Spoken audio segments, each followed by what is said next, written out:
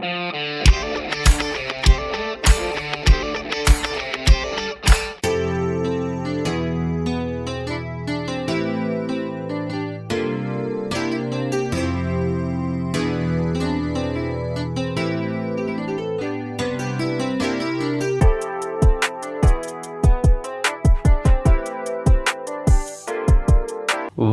நண்பர்களே, சிட்ரா tax YouTube channel சார்பாக உங்களை அன்புடன் அழைக்கிறோம். ஸோ நண்பர்களே, இவர் தான் இப்போ உள்ள ஈரானுடைய சுப்ரீம் லீடர்.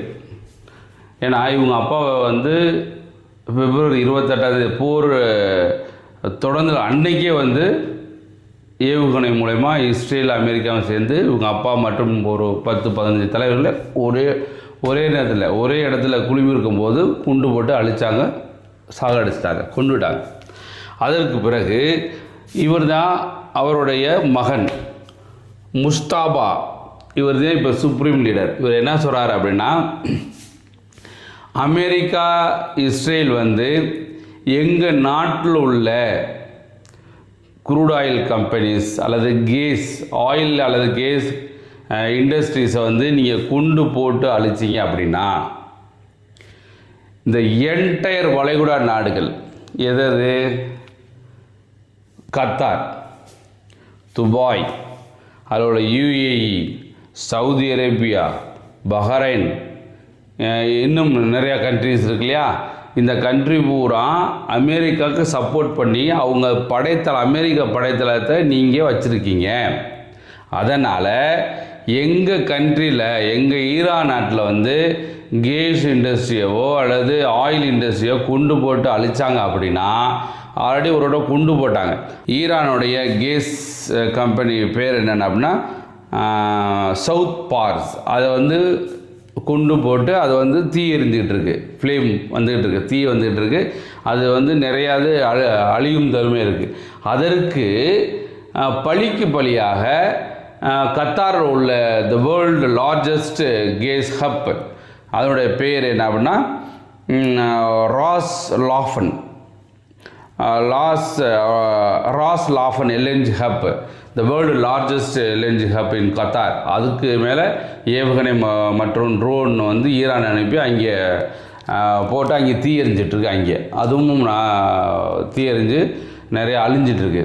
அதே நேரத்தில் இந்த மாதிரி நிறையா கண்ட்ரீஸில் ஈரான் ட்ரோன் மற்றும் ஏவுகணை அனுப்பியிருக்காங்க. இந்த மாதிரி இப்போ ஒன்று நடந்திருக்கு, அதுக்கு நான் பழி நாங்கள் போட்டிருக்கோம்.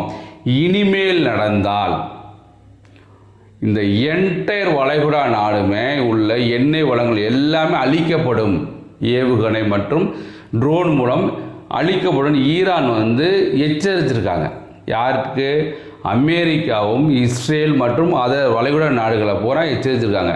அமெரிக்காவோ இஸ்ரேல் எங்கள் நாட்டு மேலே ஏதாச்சும் கொண்டு போட்டு எங்கள் ஆயிலை இல்லை கேஸை இனிமேல் கொண்டு போட்டு எக்கனாமிக்கலாக எங்களை வீக் பண்ணணும், எங்களை ரொம்ப லோ லெவல் கொண்டு போகணும்னு நினச்சி ஏதாச்சும் இந்த மாதிரி கொண்டு போட்டு அழித்தாங்க அப்படின்னா என்டையர் வளைகுடா நாடுகளில் உள்ள எல்லா வளங்களையும், அதாவது ஆயில் வளங்கள், எல்லா எண்ணெய் வளங்களையும், கேஸ், இது மாதிரி எதுவுமே இருக்காது, எல்லாத்துலையும் குண்டு போட்டு அழிப்போம்னு சொல்லி இப்போ உள்ள ஈரானோட சுப்ரீம் லீடர் கோபத்தோடு சொல்லியிருக்காரு.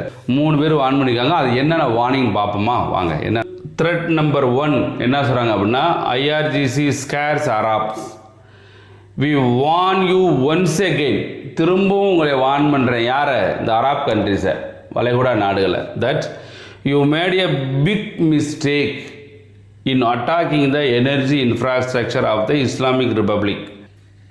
அடுத்து என்ன சொல்கிறாங்க அப்படின்னா, response to which is being implemented if it is repeated again, further attacks on your energy infrastructure and that of, அதாவது என்ன சொல்றாங்க, your allies will not stop until it is completely destroyed and our response will be much more severe than tonight's attacks. அதாவது உங்களுடைய alloys, யார்? வளைகுடா நாடுகளோட கூட்டாளி யார்? அமெரிக்காக்காரன், இஸ்ரேல். உலகின் மிகப்பெரிய எரிவாயு வயலான ஈரானின் தெற்கு பார்ஸ் மீது நடத்தப்பட்ட தாக்குதலுக்கு பதிலடியாக இந்த எச்சரிக்கை விடுக்கப்பட்டுள்ளது. ஈரானிய குடியரசின் எரிசக்தி கட்டமைப்புகள் மீது தாக்குதல் நடத்தி நீங்கள் மிகப்பெரிய தவறு செய்துவிட்டீர்கள். மீண்டும் ஒருமுறை எச்சரிக்கிறோம். உங்கள் மற்றும் உங்கள் கூட்டாளிகளின் எரிசக்தி கட்டமைப்புகள் மீதான தாக்குதல்கள் அவை முற்றிலும் அழியும் வரை நிறுத்தப்படாது. அதனால் நீங்கள் திரும்பவும் எங்கள் மேலே நீங்களோ உங்கள் கூட்டாளிகளோ எங்கள் மேலே குண்டு போட்டு எங்களுடைய கட்டமைப்பை அழிக்கணும்னு நினச்சிங்கனாக்க உங்களுடைய நாடு எல்லாமே அழிக்கப்படும் என்று ஈரானை எச்சரித்துள்ளது.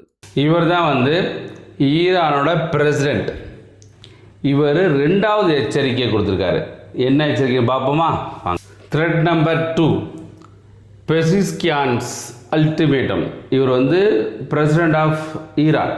இவர் என்ன சொல்லியிருக்காரு அப்படின்னா, these aggressive acts will not achieve any gains for the Zionist American enemy and its supporters. அதாவது இந்த அக்ரெஷன் நீங்கள் எங்கள் கேஸ் இண்டஸ்ட்ரீஸ் அண்ட் எண்ணெய் வளங்களால் நீங்கள் அடிச்சிங்க அப்படின்னா, யார் இஸ்ரேல் அண்ட் அமெரிக்கா அடிச்சிங்க அப்படின்னா, will not achieve any gain, எதுவுமே நீங்கள் சாதிக்க முடியாது.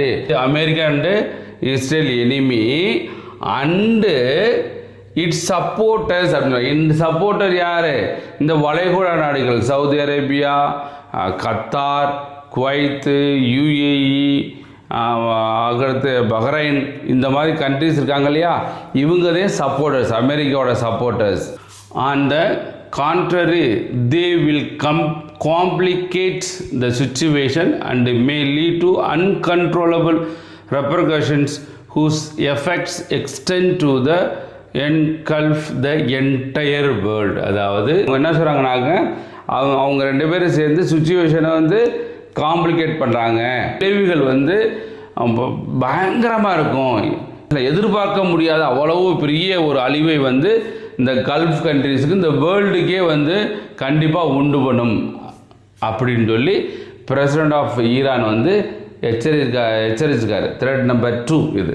Thread number 3, Iran speaker warns. ஈரானுடைய ஸ்பீக்கர் என்ன சொல்கிறார்? Parliament speaker, last night the people of Iran foiled all of the enemy's designs. அதாவது எனிமி என்னென்ன பண்ணாங்களோ அது ஈரான் மக்கள் தோக்கடிச்சிட்டாங்க.